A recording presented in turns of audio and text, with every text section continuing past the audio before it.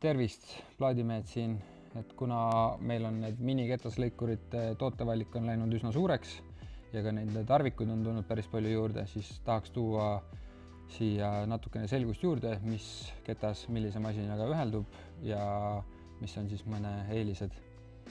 Et esimesena olidki meil siis turul Proxoni miniketasleikurid.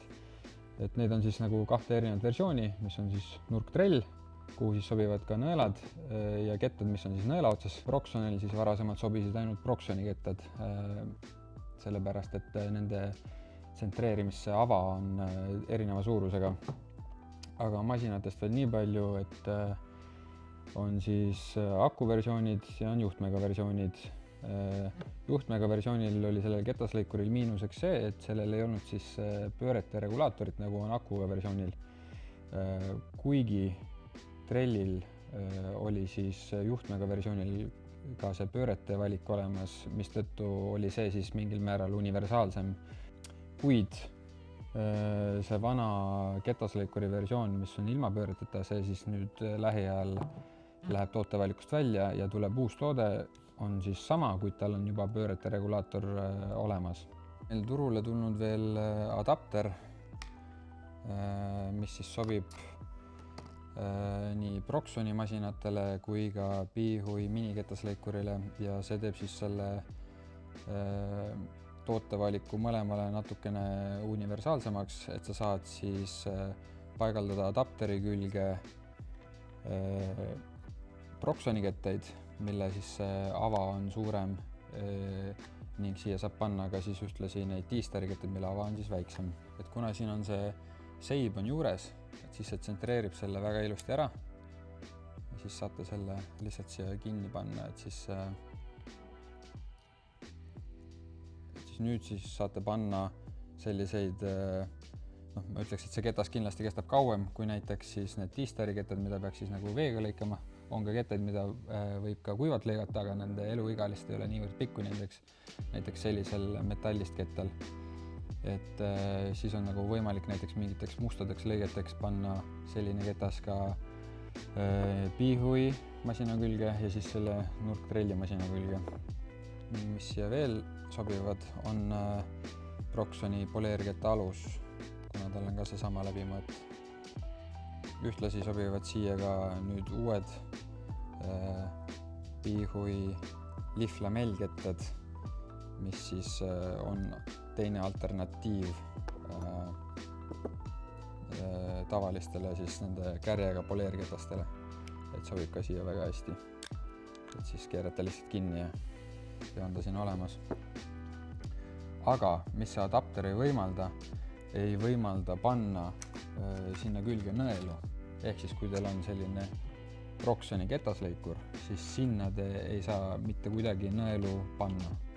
Nõelad siis sobivad ainult Proxoni nurktrellile, kas siis juhtmega või akuga ja Behui, sest Behui masin on siis nii-öelda kõige universaalsem. Et siis saab nii mõlemad tööd sellega teha. Kuidas siis seda adapterit kinnitada on üsna lihtne, et siis selle nurktrellil keerate selle siit maha.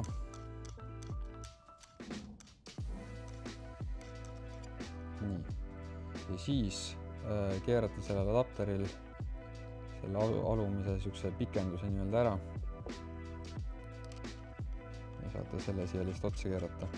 Nüüd miks adapter on nagu selle nurktrelli jaoks on hea, et sa saad selle ketta tuua masinale natukene lähedamale, kui ta oli nõela otsas ja ta on palju stabiilsem, et on olnud juhuseid, kus see nõel lihtsalt on selline, et natukene kas siis vajub läbi või murdub ära, et on selliseid probleeme olnud, et siis see nagu välistab selle.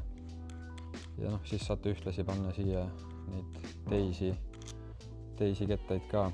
Ketasleikuriga on asi ka üsna lihtne. Nii. Ja siia siis siin on siis veel omakorda kaks sellist polti kaasas. Üks on siis pikem, teine lühem. Need sa saad siis panna siia sisse ja kui sa tahad nüüd seda ketast siia kinnitada, siis sa peaksid kasutama seda pikemat. Siis tuleb seda kruvimist natukene rohkem, aga lõpuks ta ulatab sinna ilusti kinni. Nüüd ainukene probleem võib olla see, et see ketas ei ole nüüd selle kaitsme all nagu päris peidus. Ühtlasi ka selle nurktrelli puhul, et tal ei ole seda ketta kaitset nagu kaasas, aga selle jaoks on õnneks nagu olemas siis selline veeliides, mis siis oleks nagu selle kaitsme eest ka omakorda. Et miks see piihuimasin just ongi siis nagu kõige universaalsem hetkel turul, on sellepärast, et tal on kohe kaasas siis erinevad plaaditöötlemise tarvikud ja tal on olemas kaasas ka kohe veeliides, mida siis nagu teistel ei ole. Et ühtlasi, kui sa ostad selle Proxoni masina endale, siis seal ei ole ühtegi plaaditöötlemise tööriista kaasas. Et piihuga, mis siis tuleb kaasa, on siis poleerketta alus koos poleerkettaga 100 karedusega.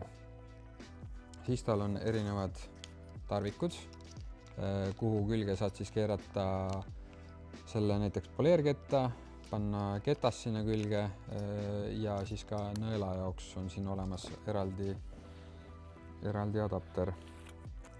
Ja tarvikutena on tal siis kaasas 1,2 millimeetrise paksusega nõel, 2 lõikeketast ja siis on tal veel siin mõned võtmed ja niisugused varuharjased kaasas. Et kui keegi e-poest sirvib, siis on 2 erineva hinnaga ja mis see siis erinevus on see, et üks tuleb siis sellise kõva kangaga kohvriga, kus siis on omakorda üks ketas ja nõel on nagu rohkem, kui on selles odavamas versioonis, mis siis tuleb ilma selle kohvrita, vaid ongi lihtsalt pappkasti sees. Kui keegi on näiteks soetanud endale sellise off-brand mõne Hiina niisuguse masina, millel ei olegi siis mingisugust brändi peal, siis need adapterid sobivad siia ka, et siis saate kasutada nii Proxoni kettaid kui ka siis T-Stari kettaid sellega ka, et kategoriseerub sinna alla, oleks siis selline akuga tööriist.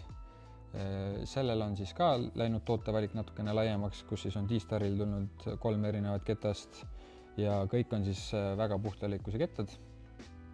Ja mõni on siin selline, mida siis võib kasutada ainult veega, seda sama ketast toodetakse ka siis ketaslõikuri peale, et suure ketaslõikuri peale. Ja selle paksus on siis 0,6 millimeetrit, et kui keegi tunneb, et tal on vaja teha mingisugust luuki, siis saate ka niisuguse masinaga ära teha, et neid on ka erinevaid brände olemas, et siis võib-olla mõnel on juba selline olemas, et siis saate vähemalt meilt plaaditöötlemise tarvikuid. Tal ei olnud ühtegi poleerketta alust, ehk siis sa ei saanud sellega poleerimisi teha, aga kuna piihuile tuli siis sellele minikettaslõikurile tulid nüüd lihvlamelkettad, siis selle tsentriava on täpselt piisavalt suur, et sa saad selle paigaldada ka selle masina peale, ehk siis sa tegelikult saaksid ikkagi teha selle sama masinaga ka lihvimist.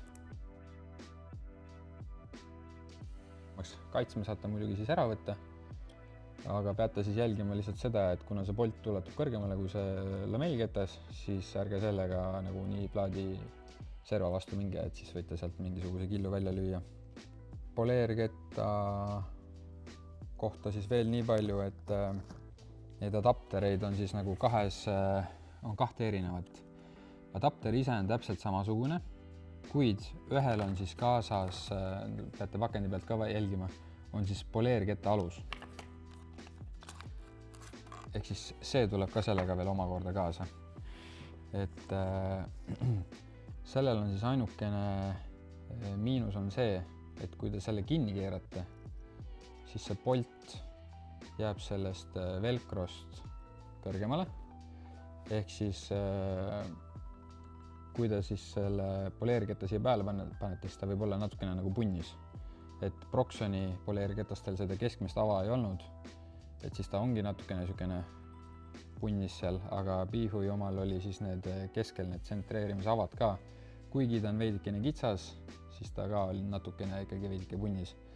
Et universaalsem või nagu parem lahendus oli ikkagi võtta seda Proxoni poleerketta alust, sellepärast et see siis jääb nagu ilusti siia sisse peitu, et siis saad täiesti nagu tasapinnas hoida oma seda poleerketast ja on võib-olla märksa parem seda poleerimist teha.